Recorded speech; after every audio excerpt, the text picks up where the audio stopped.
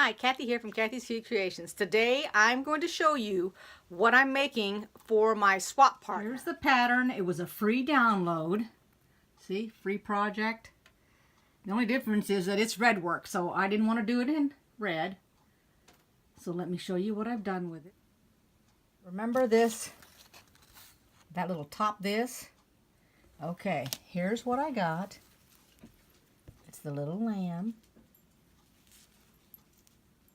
Now, on the packaging, or in the packaging, you get this little disc here. Now, this was glued to the paper. You know those little glue, I don't know what they are, but you know what I'm talking about. Well, it just about destroyed it, taking it off, so be really, really careful. I mean, I peeled that off with my fingernail, and it still was really stuck. So I'm not sure if you guys have figured out a way to get those apart without damaging it, but this side's good. And what you do is you loop your ribbon through it. Normally when you put it on a hat you would do it, but what I'm going to try to accomplish is I'm going to make like a little pillow out of it. I'm going to have his little head sticking over the side like he's looking at that bumblebee. What I'm using, I'm trying to keep the glare off that light up above. And it's this 100% pure polyester fiber. It is so soft, it's non-allergenic, and I'm going to stuff this that I made. I got a package and a piece left over. But let me show you on here. Normally you would treat the edge of this, but what I did, just to make sure that it fit on the frame, I added it. Now this is not going to be in my project. I only did that so that it would fit on this frame. The only thing in here is this. I'm going to cut it out and make it smaller so that it's just a little. And all you got to do is take this, and I've grabbed it underneath and just pull on it, and it pops right off. Okay, so I have it laid out here on the table, keeping in mind that just the yellow is what I'm keeping. And then since I'm looking at it, the edge of the little project is right here, so I want to decide how much I want. Well, I know that I'm going to be sewing it 1/4 of an inch, so I am doing 1.5 to the edge of that. That's what I want to do, 1.5.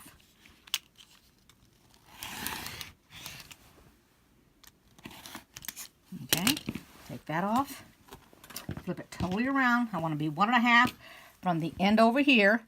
So it looks like the green right here is my 1.5. So let me get up here, make sure it's in the picture.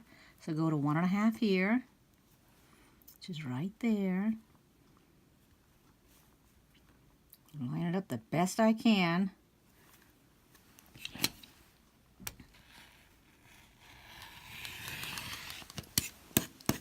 Take that piece off, turn it.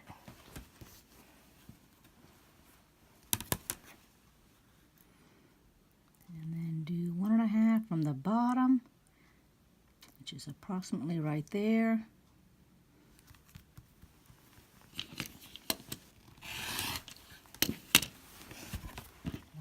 From this side. It's going to be kind of hard because my bee, there we go, we're going to push it down on here. Let's see, like this. Okay, although when you look at it, I'm going to show you here, my bee looks, if you can tell there, he's got the yellow embroidery thread is a special embroidery thread that has, like, I want to call it, I don't think it's silk. Let me get the thread so I can show it to you. Okay, so I got this thread set, and it was some Shabby Fabrics. Here's the set, right here. And it was on their website. And so this is the thread that I used for the bee, because I thought all that shininess would really look neat on this bee. And it's every other one. Now, I don't know how well it is to look in here, but when you look at it straight out, it's really nice.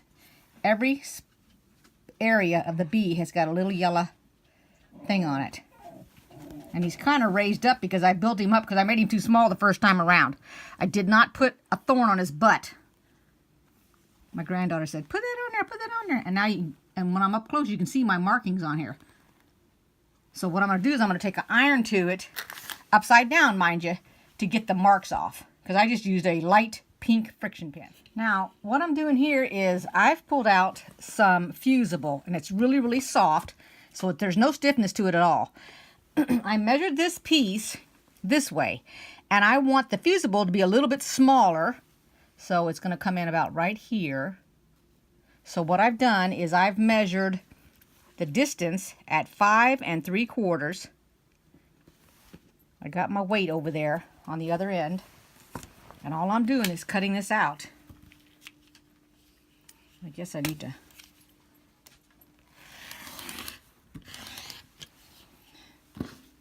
Let's see, did I get... Yes, okay, so that's the 5 3/4. So here's the name of that.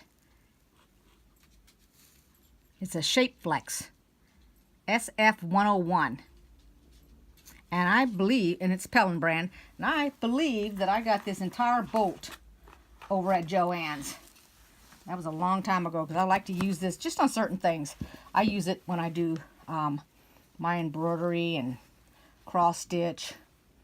And then all I'm doing is measuring to find out where I want it to go. So I believe I want it to go about right here, because I want it a little bit smaller because it does have fusible on it. So I'm going to go over here and I'm going to iron it. Alright, so I'm over here at the ironing board because I'm going to show you, this is what I did. I laid down the project upside down, the embroidery. I'm putting that on there. Now this has got a little fold, but you can't iron it because once you iron it, it adheres. I put I call this my protection sheet on top. My iron is already hot. There's no steam in it. And just roll it over there. I'm trying to get this corner down. I don't know if it's going to work or not. Darn it. I'm hoping it will. There we go. It did. Okay. Little finger pressing on it. Okay.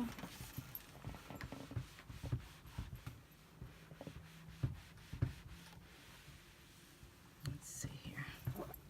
Let's take a look at it. Okay, I took all the color off, and it really didn't flatten out the design any either. Okay, now we'll go over a little bit more. First time was more or less to hold the adhesive. Now I'm trying to just... I think that's good. But here's what it looks like when it's ironed. So all the pink is off of it. See, there's no more pink where I did the little thing. Okay. The very first thing I'm trying to figure out is where his head needs to be. Now I don't want to put any holes in this fabric, so I'm going to use this because then the hole will be protected. So first I'm putting this on here to get an idea. And I just put him up here because he'd be like that. So he can be looking at that B. And he won't be on the edge because by the time this is folded over, it's just going to be his head up there. I'm going to have it folded like this. Let me just fold it so I have an idea of where he's going to be. And it's about my 1/4 inch. Let's go this way on the other side. Okay. So to have him off the edge here, I need to put him about right there. So he can be looking at that B like that right there. Alrighty. So then what I'm going to do is I'm going to take this here, and where those two holes are, I'm just going to sew. I'm just using a regular needle and thread. Let's see if I can get it in there. And all I'm doing is making sure this thing stays put. And that's it. So, doesn't need a lot of knots or anything like that. I tried to loop it through there. Trying to put it through this little thing right here. Geez, see here. There we go.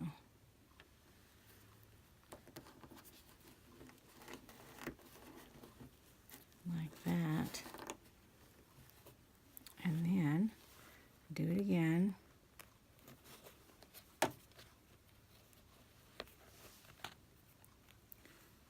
Our time, which is 2. I mean, I could have put fusible on it, I guess, if I wanted to, but that's pretty good.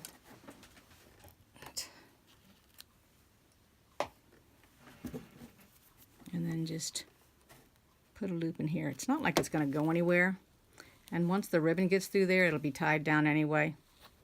So, no biggie. There we go. And just cut that off.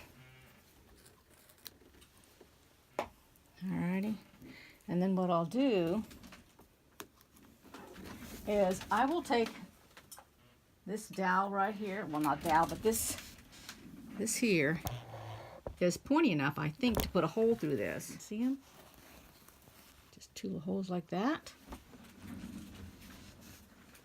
Now, before I put his head on there, I'm going to go ahead and I'm going to sew this grunge purple, which is what I've chosen for the back because Jan, the lady that I'm giving this to, likes purple. And I think this grunge color is pretty neat. So I'm going to put that on the back. Okay, so I'm back to fill you in here. Now I rounded the corners, and the way that I did that while it was turned inside out, I took a lid, put it up against there, and sewed around in a circle like that. And then I cut it off so that it would be nice and round. Now for his head, I went ahead and I put that the ribbon through those little circles, put it through, tied it in a double knot, and then I have used this right here, which is tacky glue, to adhere the back of his head on the fabric and the front of his head to keep it down. And then I'm going to stuff it real, well, not too thick, but thick enough that it looks like he's hanging over the top of this edge. Okay? But I've got to go to work now, so I will come back and finish that up probably tomorrow because this is my late night. So stay tuned. You might want to know, how did I get the ribbon through the holes? Here's the tail end of the ribbon. I took my needle and thread. This piece to the left is the part that was on the head. So I went to the bottom of the ribbon. I started up here, and then I threaded a couple of strands there to come off, my needle to come off the bottom part. Then I took it, and this was the hole on the fabric as well as the little piece of plastic. So I went through the plastic and through the hole, and then I pulled so that the ribbon would go like this. And once it got through there, I cut off the tip here, and that's how I had the 2 ribbons on the inside of that to tie it. I went ahead and I made one of these things here. This is just like the other, you know, the small thing that you put your credit card in. That's all there is to it. It's got a piece of thread in there. And I put purple on the bottom here, put black on the top. And I'm going to put a gift card in there for her. And then I'm going to make a cold bowl cozy, which I will show you as soon as I get done making it. Here he is, or she is, stuffed.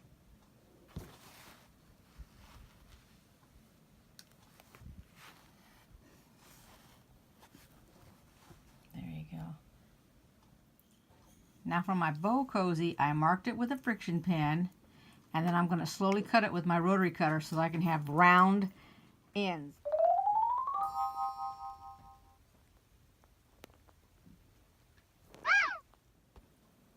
Here's everything I got Jan, my partner.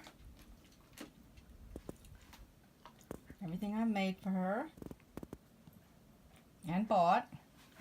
Hope she likes it. Just thought I'd give you a preview of it. And this right here is one of those little things you put on your phone wire. It's just a cute little thing.